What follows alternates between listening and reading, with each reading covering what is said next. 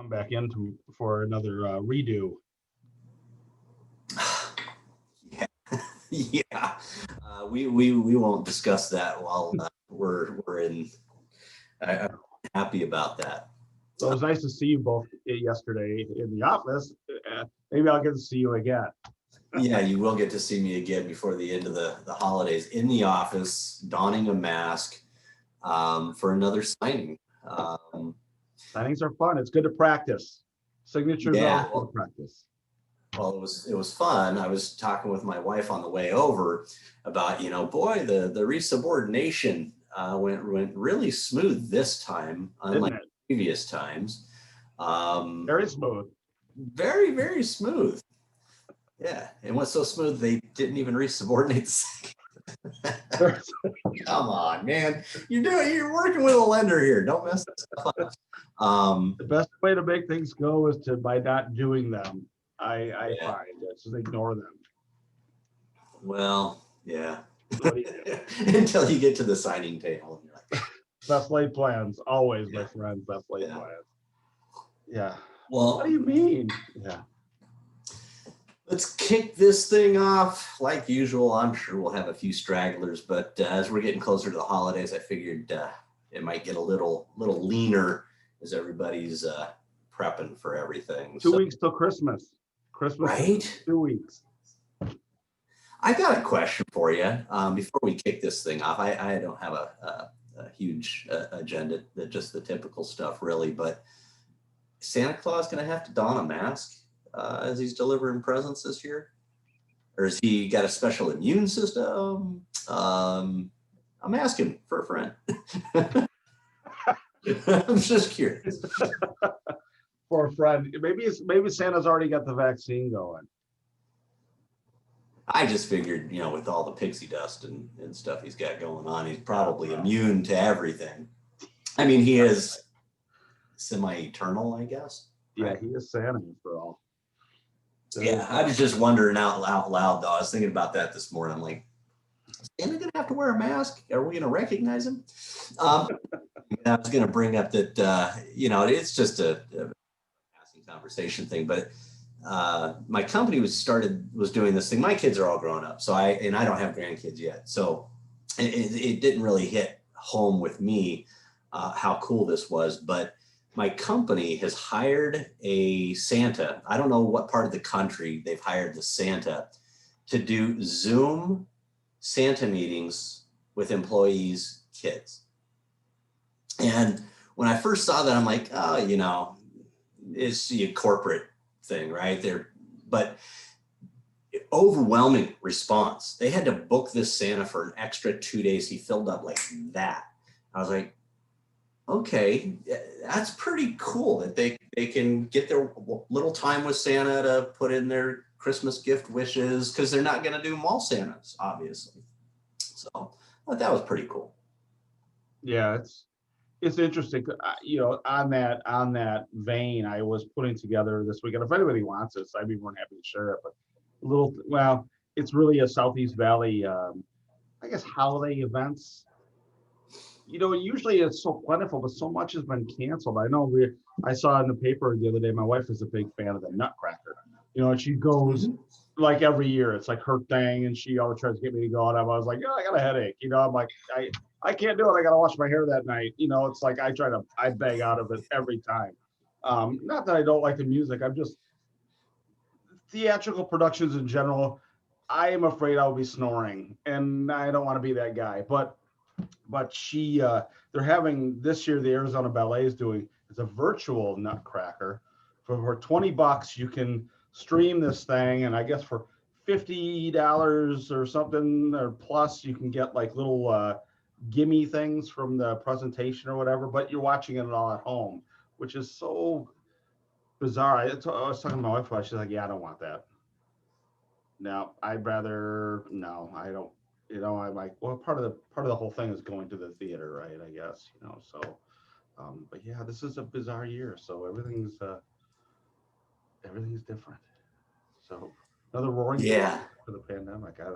I have to check that link out. I listened to a thing on the way in today Reuters, they did a poll for the vaccines and everything, and how mostly mothers or women in general have a higher percentage that they don't want anything to do with the vaccine. And women in general make the decisions about health things in the home and not going to get their kids vaccinated with the coronavirus vaccine. I'm like, yeah, it's just a weird thing, right? I mean, it's just a bizarre time. So Hey, you know what? On that note, though, the coronavirus vaccine isn't approved for anybody under 18. They wouldn't have to worry about it anyway. yeah, it didn't talk about that. It just talked about how women in general are much more than men are not on board with this. Yeah, the anti-science thing has really gotten a hold of everybody's brains, and this is not making it any better. But I was just reading yesterday where they said the vaccine approval rate is up in America overall. Before it was only about 40% of people said they'd take it, and now it's more like 65%. Yeah, that's better. I mean, we're not going to get to herd immunity without the vaccine. So. No. Yeah. Yeah. And I don't know if I'm on board with it. I mean, part of me is like, send it to me in the mail. And I'll administer it myself and send you back the paperwork confirming that I administered it. Kind of like my, mail-in vote. You can trust me on that. Huh. Well, they've been working on this vaccine since January. People don't realize that. They didn't really cut corners. They just were able to get the approvals done faster. They still did. They said this is actually tested better than most of the general flu vaccines and things that are on the market. It doesn't have a greater risk than any other vaccine. So it's a different vaccine. It's mRNA. It's not a live virus. So yeah, it's funny. I talked to a guy, agent. He's a brand new agent, but he's in the medical field. I think he's a nurse, and I don't. But he was, and he told me too. It's like most vaccine tests it's a 20-year thing, and he's like, they push this thing through so fast. He made me think that, yeah, don't do this. yeah. It was like that. That's unfortunate. That's unfortunate. I found a really good. The only reason this got done faster is because they pushed it to the front of the list. They didn't have to wait for approval and look at. Usually, you have to get in line. They basically put this in the front of the line. They eliminated a lot of the administrative BS and put more. Yeah, the bureaucratic red tape. Yeah, that's why it got done faster. It went through all the same stuff that they usually go through with vaccines. Yeah. And anyway. I think. Yeah, I trust that. I've just, I've never been a flu shot kind of person myself. Actually went and did my flu shot this year though, just because, but really this vaccine is not, or the vaccine, the coronavirus, it's just a deviant of stuff they've already seen before. So developing a virus for it, it's not like it's something completely brand new. It's novel, but it's not unique. Yeah, they had actually done something, but it's very similar to a vaccine they were developing. Well, not a vaccine, but it's a treatment they use for certain kinds of cancers to target specific tumors. And that's what this reacts to the virus more like that does. So they actually had completed a study on this I think 2 years ago, but then they ran out of funding because they stopped, funding all that stuff, and they kind of let it go for a little while. So anyway, it's but again, everybody keeps saying herd immunity. That's not just something where it means if enough people get sick, we're safe. Herd immunity only happens with vaccines. So if we have any chance of getting there, we're going to have to get some people to. Yeah, vaccines for people that have had it, got over it. It's funny they could push this through so fast, but we can't find a cure for cancer. Can't do it. No. Impossible. Well, two different illnesses. Cancers. There isn't one cancer, right? It's amazing. There's no money involved. Yeah, exactly. Mutant cells going crazy on you. Yeah, they don't make vaccines anyway. So. Mm-hmm. Yeah, let's jump into a little bit real estate market stuff here. From a rate perspective, I'll share where we're at with rates right now. But from a rate perspective, and let me make sure I've got the right screen up here so I don't go. Let's try this again. You'd think I'd be a little more adept at this. You guys see it in our website screen? Cool. You guys have been here before. If you haven't, you've at least seen it here with me on Friday mornings. This is our website, Loan Geeks or The Loan Geeks. Either way, it'll get you there. I think you can do Loan Nerds and a bunch of other stuff. It'll get you there. Loangeeks.com, and you can click on mortgage rates here, and that will get you to our website. You see in the website the rates, or do I need to? Nope, you're good. Okay. It actually went to my other screen. Nothing's changed since last week, so I'll just run through these real quick. We're sitting at 2.375% on a 15-year fixed conventional. It's crazy to see these numbers. We're holding steady at 2.875 on the 30-year fixed. Again, both of those are at par with no points. Our govies, our VA, and our FHA, those have come back down in line, and they're staying steady, 2.875. And again, those are at par with no points. Of course, they have their respective funding fees, the VA and the FHA upfront funding fees. And then as you can see, our jumbos, they're holding steady too. Those came back down in line, and we're sitting at par at 3% on a jumbo, which is awesome compared to the thing disappeared for a week or two right when the pandemic hit. So this is pretty awesome. Another thing I wanted to share with you guys real quick, just for those who weren't here last week and may not have seen, if they were hiding in a hole or a closet, is the new loan limits that are rolled out for 2021. And as you can see here on the conventional, did that screen come up okay? Yeah. And move it over from the old one or from my other screen.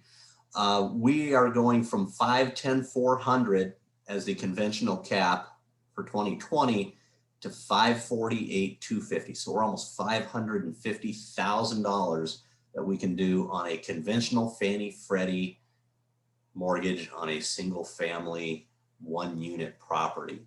Man, we needed that, right? Look where values have been going. So this is awesome. This is really going to help us in 2021, along with the low rates. And then look at the FHA. I mean, somebody who needs an FHA, who needs FHAs typically, right? Somebody who's credit challenged or down payment challenged. Typically, those are the two people who fit into the FHA box most often. 356, 362, those folks can buy a home. Now, that's a more challenging area, right? At that lower price point, but there's still stuff out there. So it seems to be, we're keeping pace. And the folks at the FHA, FHFA, and HUD have acknowledged that for this year. So pretty cool stuff with low rates. Yeah, inventory is low, but we had the loan limits kick up. You know, some things to be optimistic for heading into 2021. Hey, Kirk, let me ask you a question. Are you seeing, what are you guys seeing on your end as far as volume right now? I mean, are you seeing a lot of refis right now still, or how's purchase looking? What's it looking like for you? Well, me personally, it's probably been 80-20 refi to purchase. Yeah, it's probably about right. Maybe 75-25. In general, I think industry wide, they're saying it's more like 60-40, 65-35-ish. We're still hitting, I don't think this past month was a record month, but we're still putting up huge, massive, $2.5 billion funded per month in our company, which is insane. Back during the previous housing boom at M&I Bank, $2 billion was a killer year, more or less a month. So yeah, the volumes, and there's still 2 trillion in mortgages that they say have room to refinance. So from a lending perspective, that's very optimistic if rates stay low, that we're going to keep busy. I've been doing this a long time, and I realize, my bread and butter is on the purchase side. We don't kick we don't kick the refis out when they come in, but you always prioritize taking care of your purchase business. And we do here at our company. I think most companies do. They make sure that those get priority in processing and making sure we're hitting closing dates. But yeah, there's still a lot of refis to come, Shane. Yeah, I was curious. I know that on the title side, typically, after we see a little rush in October, and then it kind of cools off for the holidays, and kind of coasts really through early spring, where it's kind of like, it's down. But this year's is different. Obviously, everything got kind of pushed back. I know, and I didn't know if you were still seeing the same volume. I mean, we seem to be seeing the same volume. It's very consistent every month. It's like it's been busy. It's just one of those things. And yes, we're seeing a lot of refis still, but we are seeing a lot of purchase, which is good and odd for this time of year. It's different. Usually this is a regrouping time where you're laying out your battle plans for the next year already. You're kind of in that mode already. It's like, okay, you got some time to do this. Not so much this year. It's been, different. Yeah, the refi side of things. And then, of course, on the purchase side, people who are choosing to list their homes, and it's a quality home, and their agent knows what they're doing, right? And has that home listed at a competitive price, not grossly overlisting it, or the client, obviously demanding that it be listed grossly overpriced. They're getting multiple offers, just cruising along, just like it was, kind of all year. If they're priced right, they're getting multiple offers and they're selling over list, right? Yeah.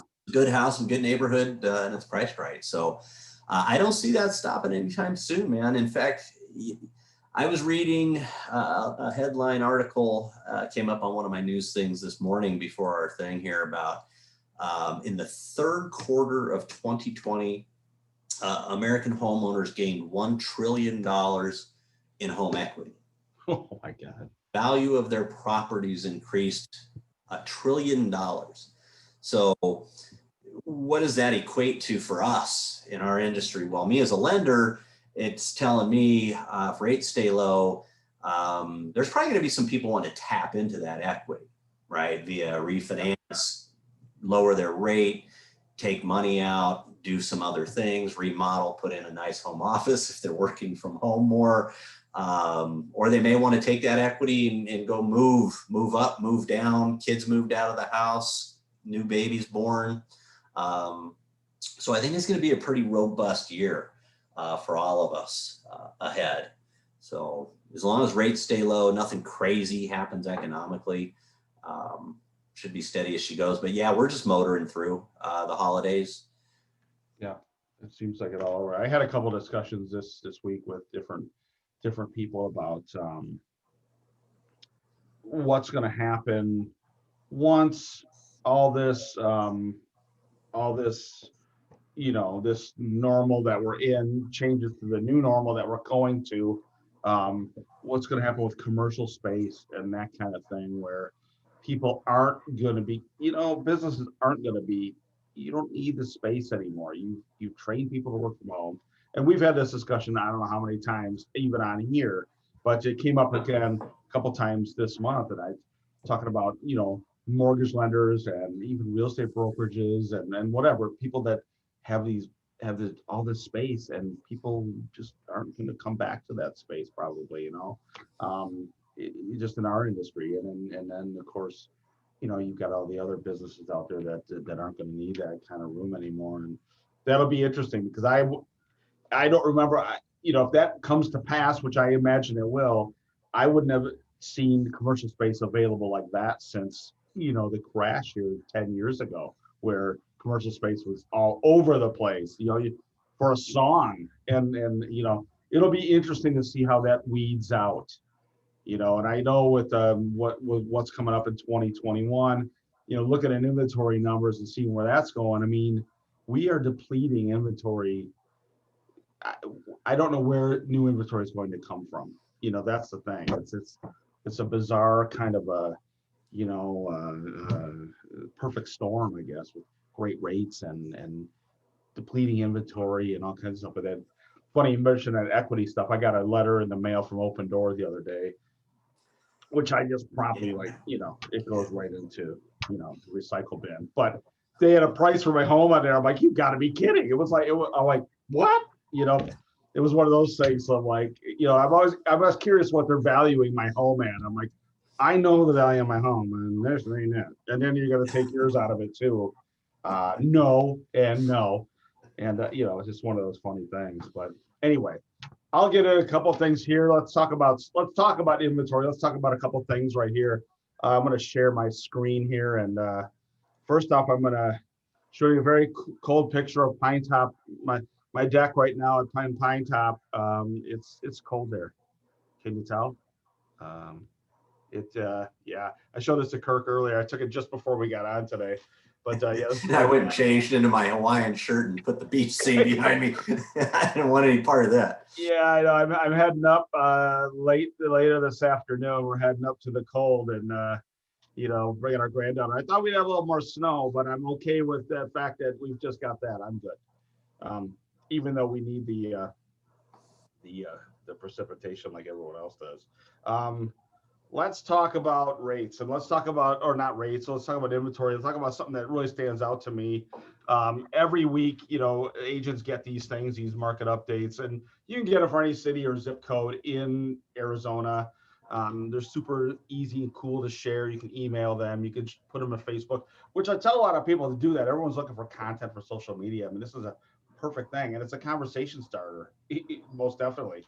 I mean, I pulled up Queen Creek because Queen Creek to me is an anomaly, and it's interesting to watch what's going on there. I mean, this median list price is insanity. If you were in this industry back in the crash, what happened to Queen Creek, just like Maricopa and a few of the outlying, their Coolidges, everything that was, all these places just were decimated. And Queen Creek is now, median list price wise, the most expensive city in the Southeast Valley. It's stunning in every way. And I'm not saying they've done great things in Queen Creek. I mean, they've had the benefit of looking at other cities and taking the good parts of, I like this, I like what Gilbert's done, I like what Chandler's done, I like what Scott's, they've kind of pushed us all in and made this into this perfect little community. I mean, and it is awesome. They've done some great stuff out there. And really, Queen Creek used to always seem so far away. I'm in Chandler, used to seem so far away. Oh my God, Queen Creek, you're in freaking New Mexico. And really, it's not. It's really a lot closer than New Mexico. I was out there for 12 years. We moved out there in 2000 when there was like nothing, man. I know. And now you drive through there and they've got stuff going on. Booming. Yeah, this has climbed. It has not hit 600,000. I can't even believe I'm saying 600,000 anyway, but they've not hit it yet, although they are pushing that way. It's just interesting to watch how they've gone past Chandler and Gilbert and Tempe and Mesa and all the, everything else out here. You can see their climb right here, where they've been going. And you can also see, how their inventory is going too. I mean, you can look at this and see, inventory levels again, dropping. Queen Creek has become, it's hot. And I know a lot of people that have moved from Chandler and Gilbert to Queen Creek for the bang for the buck. They were getting better deals. They could buy more house, or they were downsizing or upsizing, whatever. They were getting more bang for the buck. That's changed, considerably. It's not the same as it was, but very interesting to watch. Still strong seller demand in Queen Creek. Not as strong as some of the other Southeast Valley cities, but it's just interesting to watch what's going on here. They don't even have median rent on here, which is odd. They usually do, but inventory and what's going on here, you can see what's happening. But it's a good little shot of what's going on there. And I brought that up only because this is one of the cities that I'm anxious to look at every week when this comes out because I'm curious. I'm always like, what's going on? What's going on? Um, I do, and you probably have seen this before. So I do put this little sheet together. Can you see the Valley stats? Is that come up okay? Okay. I did put this together a couple months ago, actually. I've been doing it for a while now. So, and I've got agents that get this. I put this together myself on Mondays. Those market updates come to me on Mondays. They are sent out to the agents all automatically on Wednesdays. But I grab these on Mondays and I cobble this little sheet together for myself and really for some agents that subscribe to this. And if you like it, just let me know. I just add you to the distribution list. I mean, it's a neat little one-page thing, but you can really see. And this week was really telling when I put this together on Monday. A lot of downward trend in inventory. I know we all know this, but when it's out in front of you like this, you can really see really what's going on. And when I have got all those cities bunched up like that, it's startling to watch some of the bigger places. Phoenix that carries the majority of our inventory. I mean, they're I mean, everyone's trending down. I mean, except with the exception of AJ and Tempe, which is minimal gain. Um, Everything else was in the red, which You is think yes. you Go ahead. think maybe that's just heading into the holidays, people don't want to list their homes? Well, were you like with stuff coming off the market, maybe? Yeah. In other words, Uh, there's less people listing as stuff's coming off the market. and usually we do see some of that. I mean, that's typical. I mean, some of the stuff gets pulled off the market, so that could have something to do with this. It just I've never seen so much red in 1 week of doing this, and price gains the same way. I mean, look at all the green. I mean, median. I mean, so prices going up, average days on market mostly trending up. Um, so it was kind of it was a very volatile week, and it was a lot of change. Even outside the valley here, I mean, a lot of red. Again, inventory Hmm. disappear or just coming off the market. But there's a big price dips down here. Although I keep an eye on Payson is another one where that median list price continues. I mean, it is super high, super high. I've never seen it up there that high before. Prescott's almost at 700,000. Flag has been pretty steady, right in the mid sixes. But yeah, a lot going on. It's just an interesting thing to look at when you see all these right next to each other, and you can see what. I don't have every city in here. If there are cities that you'd like to see on this report, just let me know. I'd be more than happy to add them. I've just kind of put a put a good grouping together of what's going on, but there are some stuff that is missing, obviously. I mean, I can go further into Pinal and Florence or Casa Grande or whatever down that way, or there's some other places we could show on here too. But it's just interesting to look at all this bunched up like that. But yeah, I think for the most part, I know a lot of people want to flip that calendar to 2021 and thinking it's going to be a big change, which it's really it's not. It's going to be pretty much the same, I think, at least for the first quarter, and then we'll kind of see after that. It's my guess. Yeah. You know. Well, yeah, it'll be interesting to see if we would anticipate COVID starting to become less of a factor in our daily lives and how we conduct our personal and business activities, how that'll impact what we're doing in our industry going forward. People's willingness maybe to list their homes. Maybe there's some pent up demand there to get some homes listed where they didn't want to during the pandemic, or maybe even on the buy side too. It'd be interesting to see. Well, and I keep hearing too about this wave of foreclosures, and again, I'm a little skeptical about a wave of foreclosures. I am. Foreclosures went down last month 14%. Well, you just talked about equity. It's like, why would you foreclose when you can call one of our agents here, list, and sell the house the same day? You'll have an offer. If you put it on the market, you could have an offer for well over what you owe, I'm sure. I just, Yeah. I just don't understand a foreclosure wave. I talked to an agent about that yesterday who's predicting this I'm like, I don't, you and I don't see the same, you got different color glasses on than I do or something, because something isn't adding up here. And I heard somebody talk about short sales again, and I'm like, short sales? Yeah, we've always had short sales. But I don't see a wave of any of this No, happening no. at And you all. always have foreclosures. Typically foreclosures Yeah, during normal times are running 0.7% to 1.5% of all homes in the United States at some point during normal times are going under foreclosures, because people have hardship even during normal times. sure. And so whether it's a medical hardship, a death in the family, who knows? But yeah, we aren't seeing any signs at this point. Maybe somebody's got a crystal ball that I don't have, but if property values keep going up, people that are in their homes today, if they're experiencing hardship, and they're reasonably savvy, and I don't even know if you need to be that. I mean, how many real estate solicitations do I get in my email or my my mailbox Amen. from strange real estate agents saying they want to buy my home or they can sell my home, and right. So if you just reach out to somebody for assistance that is reputable and will shoot you straight, you don't need to go through that. So yeah, I'm not sure where it's coming from. Yeah, I don't know. I think if we do go through some kind of a shutdown again, kind of like we did early on in COVID, if we do, that's good. People will.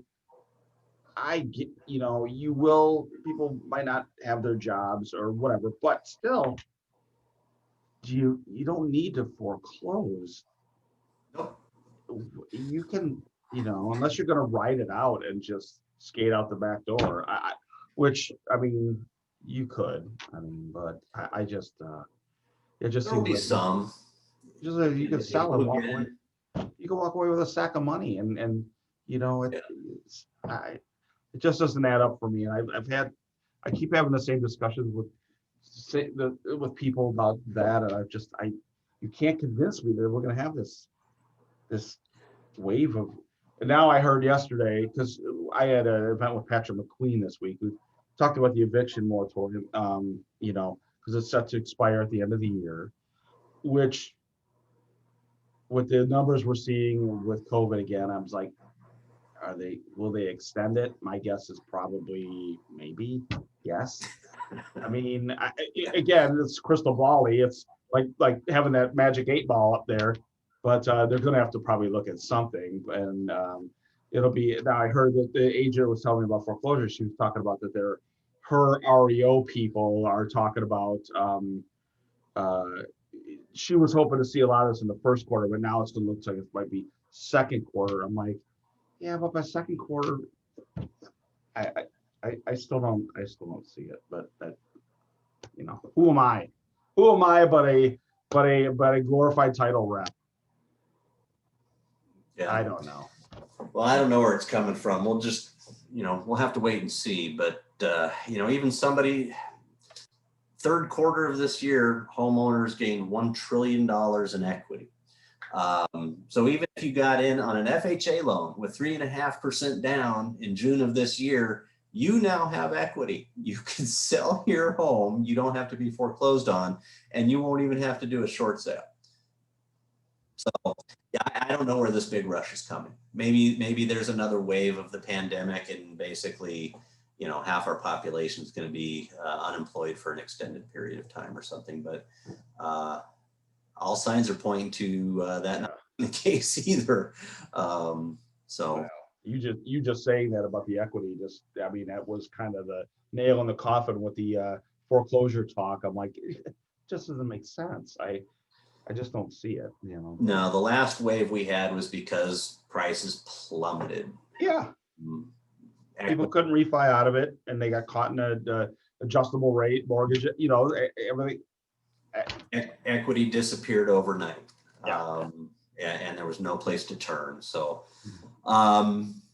Becky brought up an interesting thing here about all the small businesses that are being crushed, and those are my words. That's not hers here in the chat. But I believe small businesses are absolutely being crushed by all the lockdowns and all of this stuff. That we're going to see a resurgence, and there will be a rebirth of small businesses. There are probably going to be new small businesses and new owners of those small businesses, because it'll probably be hard for the ones who get crushed to recover right away. But that's what they're projecting, is we'll see kind of a new wave of small business once the pandemic recedes. And I would agree with that. I mean, it's kind of the American way, right? That's the American dream, I think, for a lot of people, is to be self-employed and have your own business and call your own shots and be your own boss. Well, we have seen a lot of new, as restaurants that have closed, we have seen a lot of new restaurants come in. It's, and I kind of look at this. I'm one of those old guys. I read the paper every day, and I love my newspaper. But it talks about new restaurants all the time. There's a bunch of new stuff coming in now. On that note, my wife and I were at a restaurant last week, which is close to our house, and we stopped there once in a while. Well, we were talking to one of the servers there and asking how business was, because it was like a Wednesday night, and it was dead. I mean, they have less tables and whatever, but she said that it's been okay, but she said if we have to shut down again, we are done. I mean, we can't survive another shutdown. And they did a good takeout business when that's all they could do. But alcohol sales is a huge thing, and if you can't have regular bar patrons, that's a huge slice out of your profit. But yeah, it's going to be interesting to see how the landscape changes when we get out of this thing, or when we finally get to that point, because it's going to be the new normal. Is I don't even know if we know what that is even going to look like yet. We'll know when we get there. I don't know. Yeah, it's going to be interesting. A good vibrant economy is always good for our industries. People employed, people making money, those people buy houses, sell houses, do loans. So definitely optimistic that we can come out of this thing. But I'm concerned about the damage. It doesn't seem like the media is talking a whole lot as far as hearing the economic damage that's already taken place. It's taken place, but I don't know if it's visible yet. I watch the market constantly, and the big companies, the public companies that have to report, stocks just hit record highs again. And every time there's a hint that the vaccine's rolling out, it's a party on Wall Street again, and there's new record highs. But what happened to the bottom line? They used to invest based on the bottom line, and all their revenue's down. So except Amazon's killing it. So yeah, so we'll see. It's interesting, unprecedented times. This whole idea of a roaring 20s again when we come out of this pandemic. Is that article Becky posted? Yeah, it'll be interesting to see. What life is like post-COVID, for sure. Hopefully we'll get there soon. Yeah, well, 2021 is right around the corner, my friends. Yeah, it's really close. In fact, 3 weeks close, let's say. Let's go with that. Let's just throw out a number. How about 3 weeks? Well, I remember our last class at the branch office was February, right? Late February? I think it was early March. Oh, it was actually in March. Okay. Yeah, I think it was early March. I think your event at your office was the very last live event I did in 2020. It seems like eons ago, but yeah, it was early March. We did Facebook. We had Emma. We did a little Facebook thing with Emma. Yeah, that feels like a lifetime ago. Crazy. Yeah, and people asked there about not doing live classes because they got wind from somebody else, that another company wasn't doing live classes, and we had a little discussion there. I'm like, oh no, we're gonna keep doing. Yeah, 2 days later, everything was shut down across the board, and yeah, I bet that day I had another event going on somewhere else with some tax folks that came out, but didn't come out and let me know. And I had like a room of 20 people at another facility waiting for an event that never happened because it was a team and she wasn't feeling well, one of the presenters, and they decided that they, because that was the first COVID thing I really, that really was close. And I don't know if she had it, but they were afraid of going. And yeah, it was a goofy thing. That seemed like years ago already. Hey, and now we're heading into Christmas and New Year's. Wow. Time flies. Well, hey, thank you guys for being here. Does anybody have any topics they'd like to discuss? I mean, we're already a little bit over, but that's what we're really here for is, you guys and any open discussion items that you guys want to chat about with Shane or myself or just the group. I mean, this is a nice place where we have a bunch of agents together where you can bounce ideas off of each other. So has anybody got anything? No? Teresa, I'm glad you joined us. Thanks for popping in. It's good to see you. We will be doing this again next week, correct? Correct.